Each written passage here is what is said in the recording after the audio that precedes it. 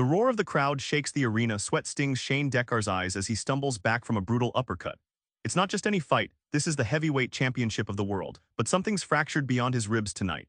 In the chaos of punches and flashing lights, Shane's mind snaps free, and suddenly the question isn't just whether he'll win, it's who he's fighting for.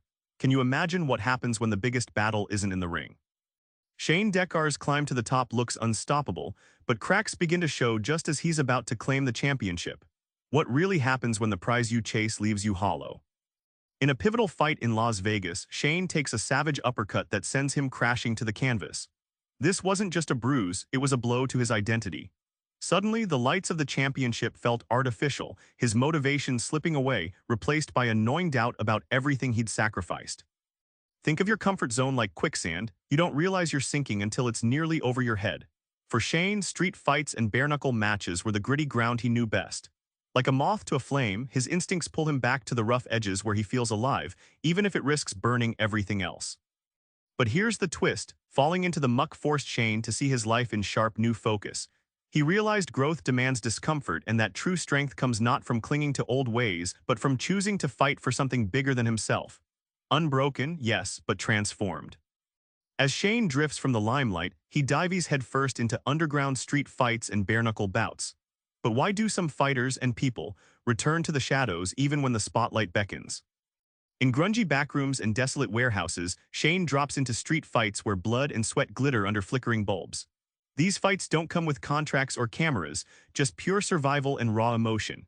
Here, every punch echoes the primal need to belong or simply feel alive on his own terms.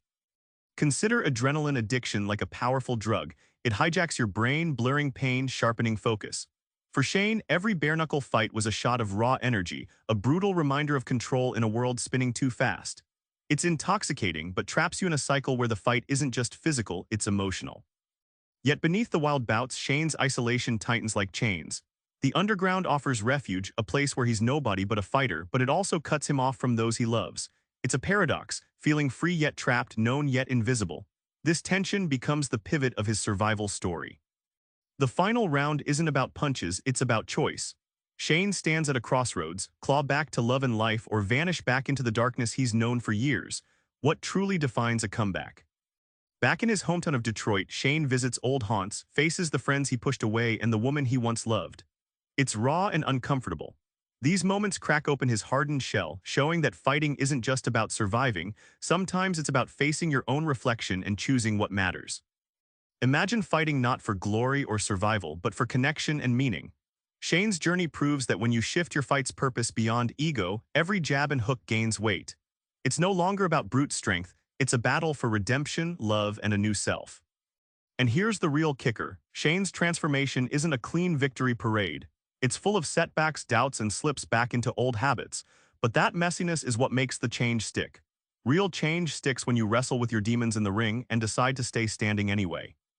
Remember that first punch in the ring? That shock was more than physical, it cracked everything Shane thought he knew. But here's the secret. That break opened the door to a different kind of fight. So next time life throws you an unexpected jab, instead of retreating, try leaning in, ask yourself, what's the fight really about? Because sometimes the biggest victory is choosing to rise unbroken and unapologetic. Subscribe for more book summaries like this one.